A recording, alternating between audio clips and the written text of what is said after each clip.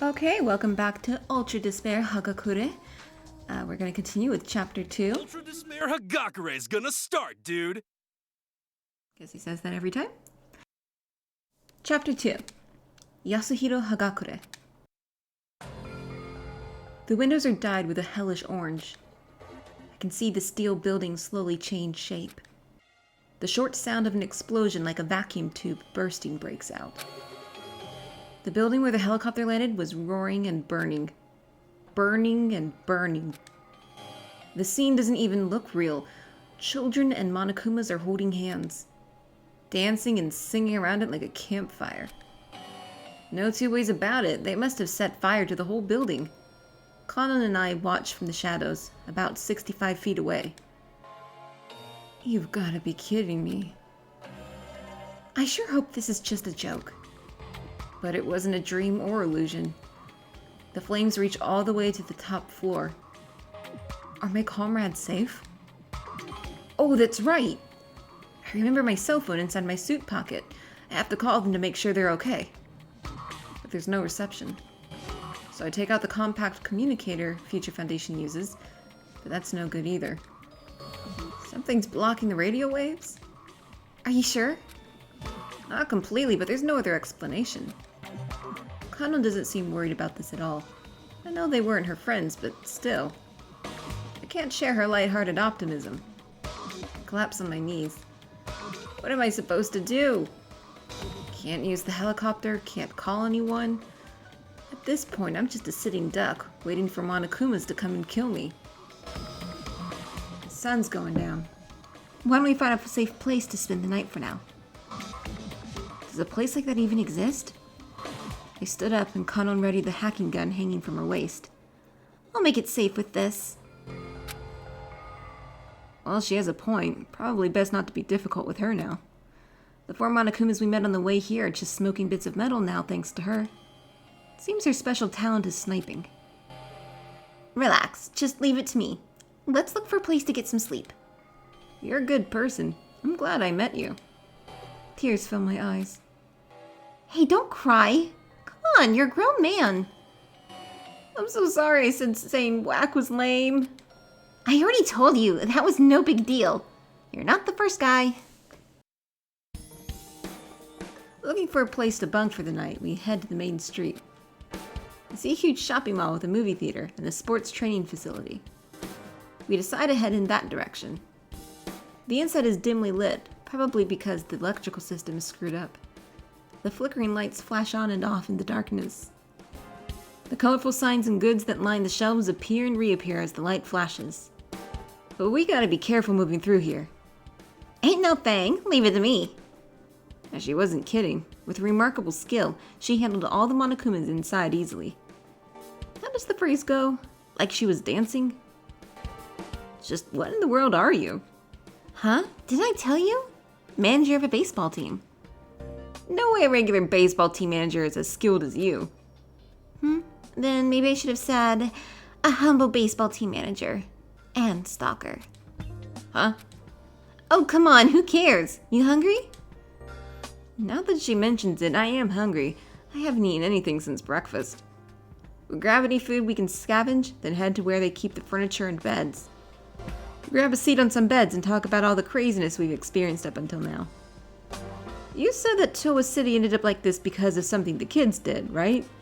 Yeah, something like that. Why are the kids acting like this? And how are they controlling Monokumas? Dunno. The leader said something about a paradise or whatever, but I don't really know. I've tried asking some of the kids, but it seems like they only talk to each other. And about the Monokumas? You got me. All I know for sure is they ain't nice. They aren't nice. That's the only thing she knows. Pretty much the same as not knowing anything. Ah, damn it, I don't understand this at all. I can't help but to shout in frustration. But Kanon, on the other hand, talks with total composure. That reminds me, just what exactly is Future Foundation? Well, like I said, to help the world recover from the despair. No, I mean the hacking gun, specifically. What do you mean? I tried it out a bunch before I bumped into you. It's really effective against the Monokumas. Future Foundation's goal was to respond to some kind of rescue signal from the apartments, right? But why were you guys carrying around weapons that are so effective against the Monokumas? Did you somehow know the Monokumas would be here from the start? Well, she might use old slang, but her brain is obviously still sharp. Why it's effective against Monokumas? To be honest, I'm kind of wondering that too. Why would you be wondering that? You're with Future Foundation. The hacking gun wasn't built specifically for Monokumas. It was built for Toa machinery. Huh? I was told to keep this a secret, but I guess it's okay to tell her. I explained to her the settings of the hacking gun. Between you and me, it's possible that the higher-ups at Toa are connected to the Despair. Future Foundation built a weapon to use against Toa machines, just to be safe, but if it works on these Monokumas, looks like that theory was a bullseye. So Future Foundation knew that Toa Foundation was or Toa Industries, I don't know, was connected to Junko. Could it be? Yeah, if the hacking gun works on Monokumas, they must have been manufactured by Toa Group. So does that mean the ones starting the riots here are Toa Group, not the children? Can't say for sure, but it seems like a pretty safe bet.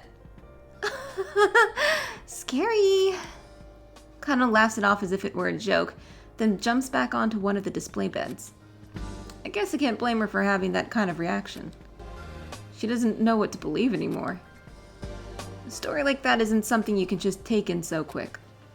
Let's just leave all that talk out for now. It's confusing. I don't want it to bug me all night. Really? This stuff isn't bugging me at all. Then maybe you should consider something else. Something else? Is it really okay to sleep next to each other? I mean, if you want, I'll go to another floor. Oh, do you grind your teeth when you sleep? If that's the case, then yeah, keep your distance. No, that's not what I mean. You know, even though it's an emergency and everything, a man and a girl sleeping together.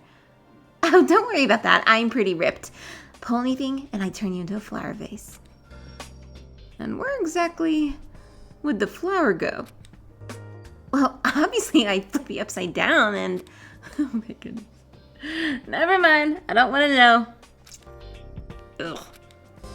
Just imagined myself being a flower vase. She's just laughing her ass off. Of course she would be. Who wouldn't be? Hey, you asked. It's chivalrous for a man to ask that in times like this. Ooh, such a gentleman. But being real here, honestly, I won't try anything. I didn't see it in my fortune. Okay, well, good on you, Yasuhiro, I guess. Fortune? Oh, I didn't tell you? My talent is telling fortunes. My fortunes come true about 30% of the time, too. I see things, sometimes consciously, sometimes unconsciously, which come true. Sometimes. And even 30% is a pretty high accuracy, right? To be quite honest. I mean, ideally, you want a higher one for someone who's considered an ultimate, but still, it's pretty high. Thanks to that talent, I fortunately or unfortunately got scouted by Hope's Peak. So that's pretty much why I can wear this Future Foundation uniform as a proud member. As I explain this to her, Kanon's eyes light up, and she sits up quickly. Fortune telling? You can tell fortunes? Damn right I can. I can make the future shine for you with a 30% success rate. 30%? I don't know, man. That seems low. Like, at that point, it's just chance. Not at all. Now, maybe it is true that the success rate is low, but when it happens, it's in vivid detail. So that's not really fortune telling. That's more like predicting the future. It's frowned upon to say it like that. Well, works for me. I wouldn't know the fortune of my future, or whatever. Just like I thought. Chicks, man. Kanon's eyes don't lie. Girls love fortune telling. However, girls do not have money. They are not good customers. Alright, but it'll cost 100,000, no haggling. That's about 1,000. It's actually more like 800, but... Normal customers would have turned their backs and cursed me under their breaths, but... Okay, here. Kanon places a wad of bills on the bed. Huh? What, it's not enough? Count it. No, I just mean... With the speed of a purse snatcher, I grab the bills, lick my thumb, and count the cash quickly. 1, 2, 3, 4... No doubt about it. Not too much, not too little. Exactly 100,000. How the hell did a high schooler get this much money? What, you think I'm a prostitute or doing happy ending massages or something? Oh God, Jesus Christ. Maybe I do look like I do something like that, but that's not it. Don't judge people by how they look, man.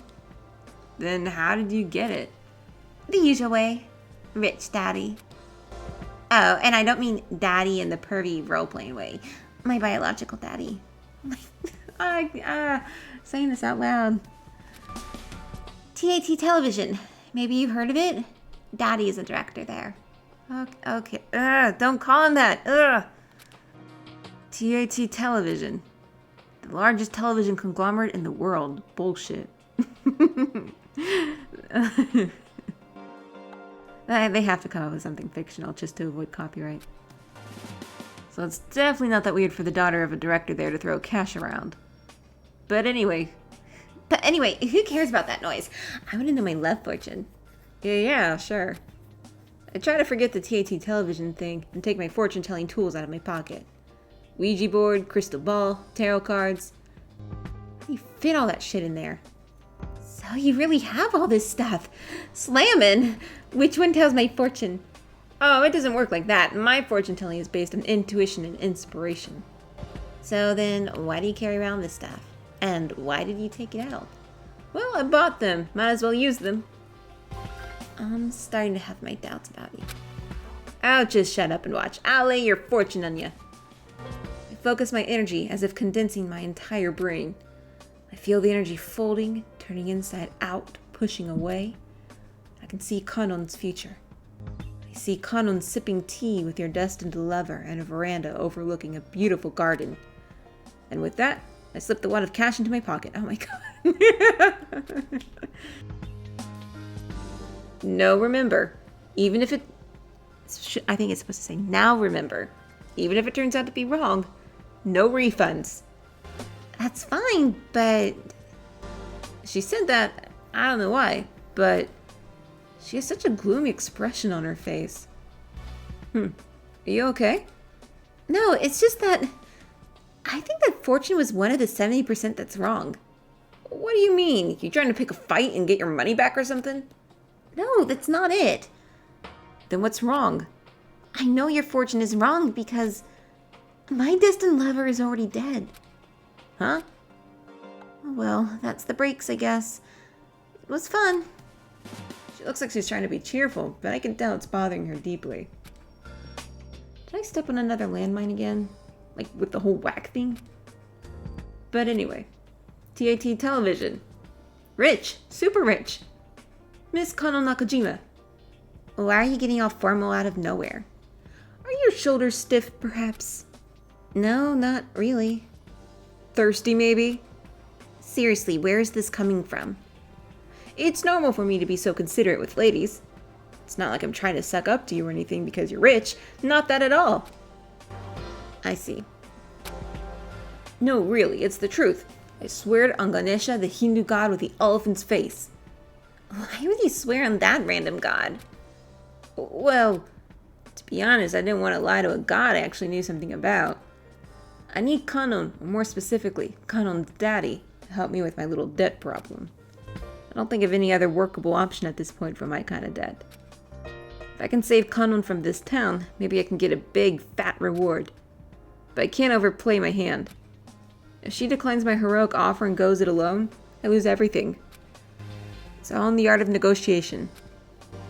I, Yasuhiro Hagakure, heroically rescued your daughter from Towa City, the town of death. So, how about a little something for the effort? Yeah, just like that. It's the perfect plan. That 8 million is practically mine. I just have to guide Kanon safely through the city as her senior and guardian. Which would the absolute coolest way to rescue this girl be? I furrow my brow and stare into space, trying to work up a plan when Kanon speaks. I've been thinking about something. This city was built on reclaimed land, right? That means it's an island. And there should be a bridge out of here, right? Hot damn, am I a genius or what? I was just gonna say that. Huh? I also had that plan. But I thought of it before you did, so that means going for the bridge is technically my idea. What is your problem? Am I wrong? No, you're right. Oh yeah, I'm sure things are gonna be alright. They should be, anyway. Kanon Nakajima. My whole life I was chasing after Big Brother Leon. Elementary school, middle school, high school, I always chose the same schools as him. And to watch Leon's baseball games up close, I became the manager of the baseball team. I continued to chase Leon, metaphorically and literally. The moment final period ends, I dive into the bushes to wait for him in the shadows. Leon's a player, even he admits it. He's usually got another girl on his arm every few days. I saw them, I chased behind them on their date. Of course, I wasn't really any good at it. This tailing stuff is actually pretty hard. Every time I try to move closer to get a better look, I think Leon sees me and I freak out. Because of that, they get too much distance on me and I lose sight of them. I've made this mistake tons of times. At this rate, I'm done for. To become a better Snoop, I created a strict training regimen for myself. Running, squats, shadowboxing, planning everything out in my head. It was about half a year after I began that I was successfully able to truly blend in. I had obtained physical toughness, tougher than feral dogs. And I put my toughness to good use and tailed Leon once again. Leon holding hands with a girl, eating with her, etc., etc. I saw it all and without getting caught.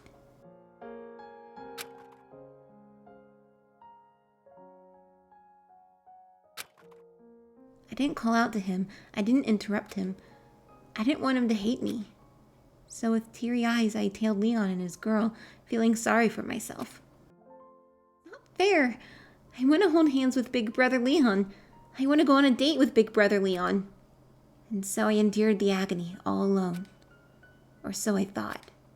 Summer, my freshman year of high school. Leon, who's staying over at my house, says something to me. You've been tailing me, haven't you?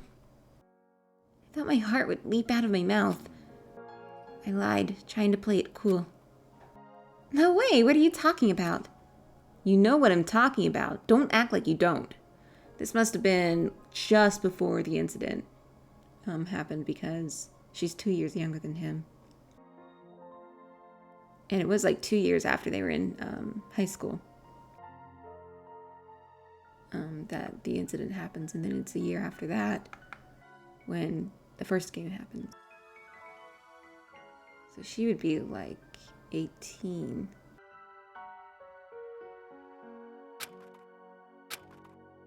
I'm finished. He hates me. I'm stalking him. It's so wrong, so gross. And on top of that, he already thinks I'm some psycho with a brother complex. Cousin complex. Thinking about all of this makes me cry. I know I'm popular. I don't really mind you doing it. But doesn't it hurt you? What? Doesn't it hurt you, watching me go on dates? What? Big Brother Leon doesn't think I'm gross? It seems my love has not yet run its course. Sounds like he's downright concerned for me. I want to leap into Leon's arms like a frog leaps into water, but I hold myself back. Big Brother Leon cares about me, but I can't ruin the moment with a rom-com cliché like that. I try to act cool in an attempt to hide my own embarrassment. Obviously it does. I don't want you to hate me, so I'm stopping at just tailing you. Leon picks up on my act and scratches his shaved head. That's not good for me either. You can at least put up with the tailing. No, that's not what I meant. The fact that it hurts you isn't good for me. Crap, am I being a little too nice here? You are. You need to just be straight up blunt and kind of mean about it. Because you don't like it, and it just keeps happening because you're just too nice about it. Jeez, this is... I don't know what triggered it, but... Maybe Big Brother Leon likes me. Maybe my feelings have finally reached him. Could it be? Is this the conversation where he finally confesses his feelings to me? My heart is pounding in my chest. Come on over here, Mr. Romantic. But Leon says something that catches me off guard. Let's make a bet. A bet? What the heck? This isn't a confession of love. What the heck? This isn't a confession of love. I'm a little disappointed, but this is the first time Leon has actually responded to me. At the very least, that's a positive step forward in the relationship. If you win the bet, I promise I'll start thinking of you more romantically. Really? Yeah, if you win. What's the bet? What's the bet? Whether or not you can throw a 100-mile-per-hour fastball. Is he serious? If you can throw a pitch as good as me, I'll start looking at you in a different light. Throw a pitch? And I forbid you to even talk to me until you can do it. 100? That's like impossible. Of course, despite me knowing this. Deal, I'll do it. I took the bet. I guess I thought that, with love, anything was possible. Love is all. I love Big Brother Leon. If we have the same genes, maybe this baseball test won't be impossible. That's how I saw it at first. But when I tried to actually throw a fastball, I realized how silly I was being. Not only can I not break 60 miles per hour, I can't get it anywhere near the strike zone. And that's when it dawned on me. He set me up. It's just like I thought. He really does think I'm gross and annoying. He was sick of me, his cousin turned stalker. So he gave me an impossible task just to watch me struggle and keep me busy. It's like the story of that one monk, Ikkyu. A man challenged him to catch a tiger, one that was painted on a folding paper screen. Ikkyu said that he will catch it if someone makes it come out first. That's the legend, anyway.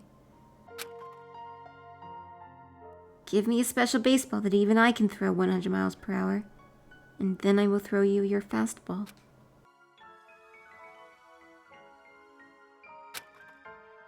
He doesn't have that kind of sensibility. I hate this bet. I want to confront Leon, but I don't.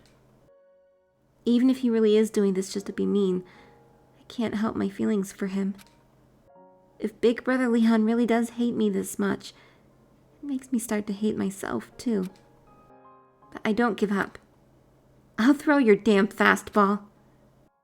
It was already a long shot to get Leon to marry me. It would take a miracle. So all I need is another miracle. All right. Even though part of me realizes it's impossible, I practice my pitching every day. But it didn't improve one bit. When I try to throw straight, it swears right. And when I try to throw right, it goes left. Basically, I have no coordination at all.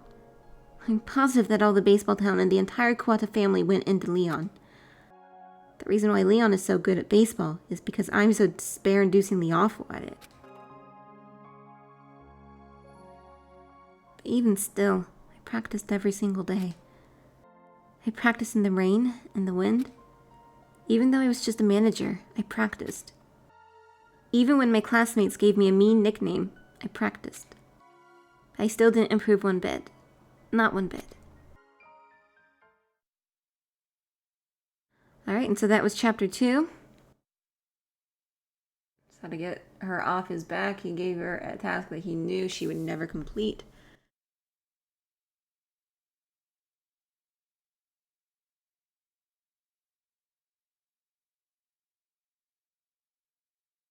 And other videos.